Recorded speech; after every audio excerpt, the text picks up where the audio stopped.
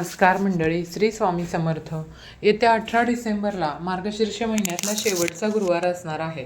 या दिवशी आपल्याला व्रताचं उद्यापन करायचं आहे. उद्यापन हे नेमकं कोणत्या वेळेत करावं, त्यामुळे माता लक्ष्मी प्रसन्न होईल आणि आपण केलेल्या व्रताचं फळ आपल्याला मिळू शकेल.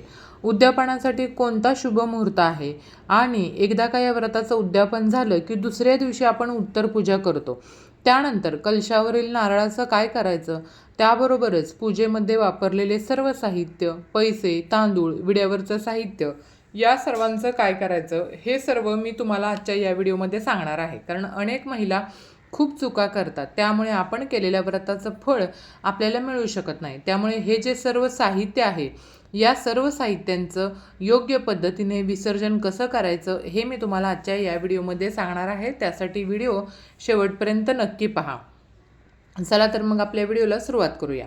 या व्रताची सुरुवात मार्गशीर्ष महिन्यातल्या पहिल्या गुरुवारपासून केली जाते आणि शेवटच्या गुरुवारी या व्रताचं उद्यापन केलं जातं.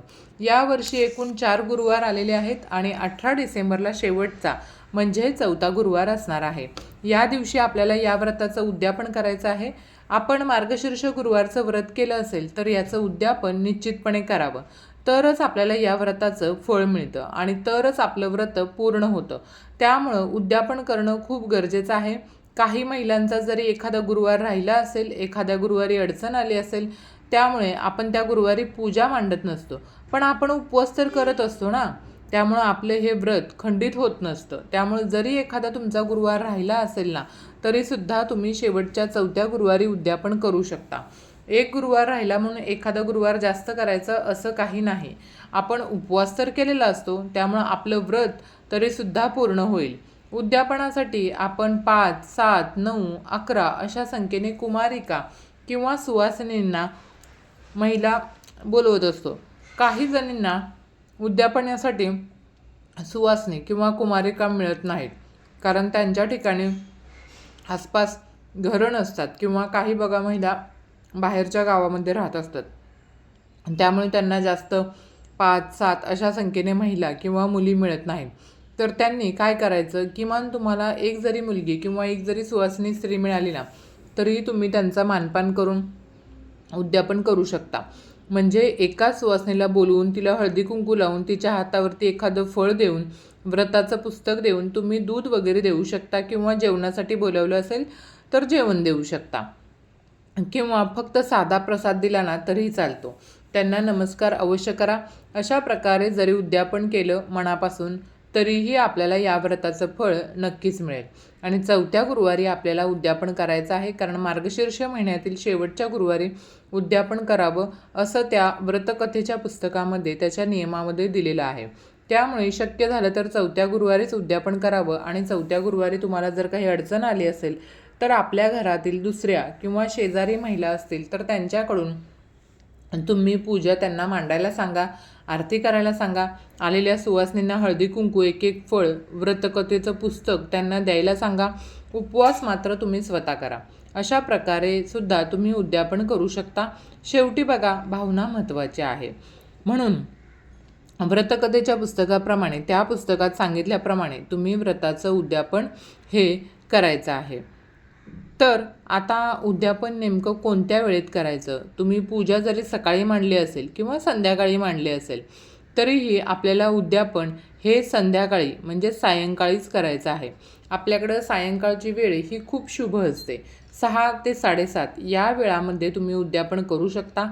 सायंकाळची वेळ ही लक्ष्मी येण्याची वेळ असते आणि आपण उद्यापनासाठी ज्या स्त्रिया बोलवतो तर त्या साक्षात लक्ष्मी स्वरूप असतात. साक्षात लक्ष्मीचं आगमन आपल्या घरात होतं आणि त्या स्त्रियांना लक्ष्मी स्वरूप समजूनच आपण त्यांचा मानपान करत असतो. त्यामुळं लक्ष्मी आपल्यावरती प्रसन्न होते आणि त्यावेळेचे वातावरणसुद्धा खूप छान प्रसन्न असतं. त्यामुळे तुम्ही सकाळी सकाळी गडबडीत किंवा उन्हाचं भर दुपारी उद्यापन करू शक्यतो नका. कारण सायंकाळच्या वेळी आपण अगदी प्रसन्न मनाने आपल्या इच्छेनुसार या व्रताचं उद्यापन करू शकतो. त्यावेळी आपल्याला घरातील वातावरण प्रसन्न ठेवायचं आहे. आपलं घर स्वच्छ असणं गरजेचं आहे. घरातील सर्व दरवाजे, खिडक्या आपल्याला उघड्या ठेवायच्या आहेत. या वेळेमध्ये घरामध्ये भरपूर प्रकाश असू द्यायचा आहे, कारण माता लक्ष्मीचं आगमन आपल्या घरात होणार असतं. आणि ज्या घरात बघा स्वच्छता आणि शांतता असते, तिथं एकी असते विचारांमध्ये, त्या घरी माता लक्ष्मीला निवास करायला आवडतं. त्यामुळे लक्ष्मी येण्याच्या वेळेला किंवा लक्ष्मीला प्रिय असणाऱ्या गोष्टी जर आपण केल्या तर माता लक्ष्मी आपल्या घरामध्ये कायम टिकून राहते. अशा प्रकारे आपण व्रताचं उद्यापन केलं की पूजा आपल्याला दुसऱ्या दिवशी म्हणजे शुक्रवारी सकाळी उचलायची आहे. तर बघा, दुसऱ्या दिवशी सकाळी लवकर उठून स्वच्छ अंघोळ करून तुम्ही देवीपाशी जाऊन दिवा लावायचा आहे. देवीची उत्तरपूजा करायची आहे. मग उत्तरपूजा कशी करायची, तर प्रथम आपण काय करायचं आहे, सर्व पूजेवरती हळदी कुंकू अक्षदा अर्पण करून घ्यायच्या. नंतर देवीची आरती करायची आणि आपल्या हातून कळत नकळत काही चूक झाली असेल तर क्षमा प्रार्थना करायची. हे देवी आई, तुझे वास्तव्य आणि कृपादृष्टी आमच्या घरावर सदैव असू दे, अशी मनोभावे प्रार्थना करावी. आणि नंतर आगमन पुनरागमन असं 3 वेळा बोलून घटावरील नारळ प्रथम उचलून ठेवावा. घटावरचा नारळ तुम्ही वाहत्या पाण्यामध्ये विसर्जित करू शकता किंवा तो नारळ तुम्ही फोडून प्रसाद स्वरूप म्हणून घरीच खाऊ शकता. जशी तुमच्याकडे पद्धत असेल त्यानुसार तुम्ही करू शकता. पण मी तर म्हणेन बघा, नारळ फोडून प्रसाद म्हणून खाता, पण लक्षात ठेवा की ही चूक मात्र तुम्ही अजिबात करू नका. कारण आपण जेव्हा गुरुवारची पूजा मंडणी करतो ना, तर तो नारळ जो असतो तो आपण कलशावरती ठेवलेला असतो आणि त्या नारळाचं आपण लक्ष्मी स्वरूप म्हणून पूजा करत असतो. त्या कळशाला आपण वस्त्र घालतो, नारळाला देवीचा मुखवटा लावतो. म्हणजे काय बघा, तर साक्षात आपण त्या नारळाची लक्ष्मी स्वरूप म्हणून पूजा करतो. त्यामुळं तो नारळ फोडणं हे योग्य वाटत नाही. त्यामुळं तो नारळ तुम्ही शक्यतो विसर्जन करा किंवा आपल्या शेतामध्ये बागेमध्ये तुम्ही त्याचं वृक्षारोपणसुद्धा करू शकता.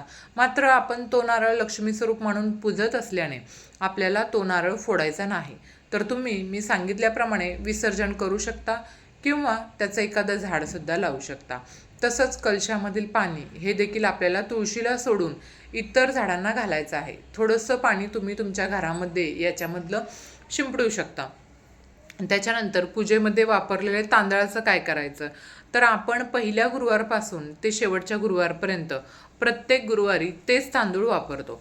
त्यामुळं बऱ्यापैकी तांदूळ ते थोडेसे खराब झालेले असतात. घरामध्ये वापरण्यासाठी योग्य नसतील तर तुम्ही ते तांदूळ पक्ष्यांना खाऊ घाला किंवा एखाद्या झाडाच्या बुंद्याशी टाका, जेणेकरून त्यावरती कोणाचा पाय पडणार नाही.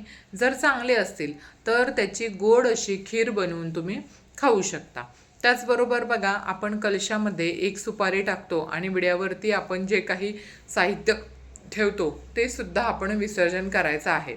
किंवा तुम्ही पानं, फुलं, विड्यावरचं साहित्य हे सर्व एखाद्या झाडाच्या बुंद्याशी टाकायचं आहे, जेणेकरून त्या पूजेच्या साहित्यावरती इतरांचा किंवा आपल्या कोणाचाही पाय पडणार नाही. त्यानंतर आपण पूजेमध्ये वापरलेले पैसे आपण कलशामध्ये 1 रुपयाचं नाणं टाकतो. विड्यावरती तुम्ही ठेवले असतील तर ते पैसे आपण आपल्या तिजोरीमध्ये ठेवायचे आहेत. आणि नंतर दुसऱ्या कोणत्याही पूजेसाठी तुम्ही ते पैसे निश्चितच वापरू शकता. आता बघा, मार्गशीर्ष महिन्यातल्या गुरुवारी आपण देवीची ओटीसुद्धा भरतो. आता आपण जी गुरुवारची पूजा मांडतो त्यावेळी आपण देवीची ओटी भरलेली असते किंवा काही जणींनी भरलेली नसेल तर या शेवटच्या गुरुवारी तुम्ही तुमच्या इच्छेनुसार खणा नारळाची किंवा साडी चोळीची ओटी भरू शकता. त्या ओटीवरती आपण आपल्या इच्छेप्रमाणे साहित्य ठेवायचं आहे. म्हणजे फक्त तांदूळ आणि नारळ ठेवला तरीही चालतो किंवा मग तुम्ही नारळ, तांदूळ, वेणी, शृंगारचं सामान जसं की बांगड्या, पानाचा विडा, तांबूल या सर्व गोष्टींनी पण ओटी भरू शकता. तर तुम्ही भरली नसेल ओटी तर शेवटच्या गुरुवारी नक्की ओटी भरा, आणि भरलेली असेल तर या ओटीच्या साहित्याचं काय करायचं असा प्रश्नसुद्धा बऱ्याच महिलांना पडतो. तर आणि त्या ओटीमध्ये साहित्य चांगलंच वापरा, जेणेकरून ते साहित्य आपण वापरू शकतो. नंतर किंवा जर तुम्हाला वापरायचं नसेल तर तुम्ही एखादी गरजू व्यक्ती असेल तर तिलाही दान करू शकता. नाही केलं तर घरातील सौभाग्यवती स्त्रीने वापरलं तरीही चालतं. बाकी तुम्ही देवीचं वस्त्र, देवीचा मुखवटा, देवीला घातलेले दागिने तुम्ही पुढच्या वर्षी तेच वापरू शकता, ते बदलण्याची गरज नाही. पूजेमध्ये आपण जे काही फळं ठेवली असतील तर ती आपण घरच्यांनी प्रसाद म्हणून सर्वांनी खाऊ शकता. या पद्धतीने पूजेत वापरलेल्या साहित्याचं योग्य प्रकारे असं विसर्जन केलं तर आपल्याला या व्रताचं फळ हे नक्कीच मिळू शकतं. तर तुम्ही अशा पद्धतीने योग्य वेळेवरती या व्रताचं उद्यापन करा आणि पूजेच्या साहित्याचं सुद्धा विसर्जन अशा प्रकारे करा. तर अशा प्रकारे तुम्हाला गुरुवारच्या व्रताचं उद्यापन विसर्जन करायचं आहे. तर कसा वाटला तुम्हाला आजचा व्हिडिओ मला नक्की सांगा. आवडला असेल तर चॅनलला लाईक करा, जास्तीत जास्त लोकांपर्यंत व्हिडिओ शेअर करा आणि असेच छान माहितीपूर्ण व्हिडिओज पाहण्यासाठी आजच आपल्या पाटील्स कॉर्नर्स या चॅनलला सबस्क्राईब करून ठेवा. व्हिडिओ शेवटपर्यंत पाहिल्याबद्दल आपले सर्वांचे मनापासून आभारी आहे. धन्यवाद. श्री स्वामी समर्थ. जय जय स्वामी समर्थ. जय श्री महालक्ष्मी.